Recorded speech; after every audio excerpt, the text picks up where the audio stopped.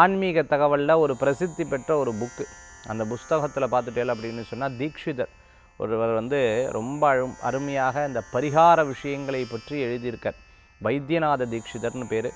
அவர் வந்து ரொம்ப அழகாக பரிகார முறைகள், பிராயச்சித்த முறைகளை பற்றி எழுதியிருக்கார். அதில் ஒரே ஒரு விஷயத்தை மட்டும் நான் இன்றைக்கி சொல்கிறேன். நம்ம நிறையா பிராயச்சித்தங்கள் நம்ம பண்ண முடியல, பரிகாரங்கள் பண்ண முடியல, கோயில்களுக்கு போக முடியல, அபிஷேகங்கள் பண்ண முடியல, அன்னதானம் பண்ண முடியல, நிறையா காரியங்கள் எனக்கு தடைபட்டு போகிறது, மனசு சரியில்லை, சுற்றி இருக்கிறவா சரியில்லை, இவா பிரச்சனை அவா பிரச்சனை, இவங்க பிரச்சனை அவங்க பிரச்சனைன்னு இருக்கும் பொழுது எனக்கு என்னமோ ஒரு குழப்பங்கள் இருக்குன்னா, ஒரே ஒரு காரியத்தை பண்ணிட்டேன்னா இத்தனை விஷயத்துக்கும் தற்காலிகமாக ஒரு பெரிய மாற்றம் தெரியும். என்ன மாற்றம் அப்படின்னு அதில் போடும்பொழுது ரொம்ப அழகாக சொல்லப்பட்டிருக்கு. பிராணாயாமம்னு சொல்லப்பட்டிருக்கு. எஸ், பிராணாயாமம்ங்கிறது மூச்சு பயிற்சி.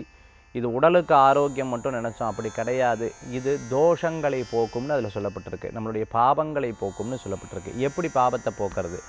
நம்ம உடம்புக்கு ஆரோக்கியத்தை கொடுக்கறது ஒன்று என்ன, ஏன்னா சிஸ்டம்டாக அந்த ப்ரீத்திங் வந்து செயல்படுறது.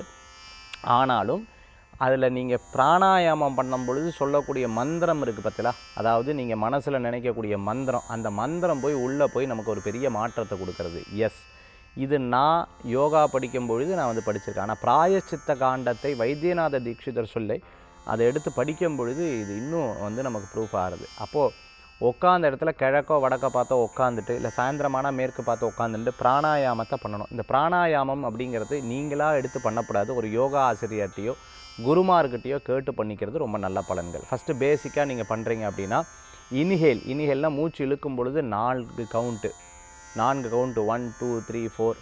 அதுக்கப்புறம் பார்த்தீங்கன்னா மூச்சு விடும் பொழுது நீங்கள் ரைட்டில் இழுத்து லெஃப்ட்டில் விடும்போது 8 கவுண்ட்டு, திருப்பியும் 4 8 இப்படி விட்டுக்கணும். அந்த மூச்சு இழுக்கும்போது ஓம்ங்கிற பிரணவ மந்திரத்தை மனசில் நினச்சிக்கணும். இல்லை உங்களுக்கு இஷ்டமான தெய்வத்தை மனசில் நினச்சிக்கிறது ரொம்ப விசேஷம். ஓம் தான் பிரணவம், அதனால் ஓம்ங்கிற மந்திரத்தை நினச்சிக்கணும். திருப்பியும் எக்ஸேல் பண்ணும்பொழுதும் இன்ஹேல் பண்ணும்போது எக்ஸேல் பண்ணும்போது இப்படி உங்களால் முடிஞ்சது டெய்லி 10, மத்தியானம் 10, சாயந்தரம் 10 இப்படி பண்ணி பாருங்க.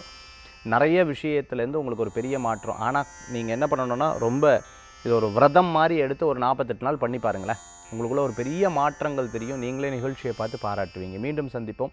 நம்மளுடைய ஜோதிட வகுப்பு அப்படிங்கிறது அடிப்படை கிளாஸ், ஆன்லைன் கிளாஸுங்கிறது, ஜூம் கிளாஸுங்கிறது வரக்கூடிய சனி ஞாயிறில் நடைபெற போகிறது. அதனால் லிமிட்டட் சீட்ஸ் மட்டும்தான்.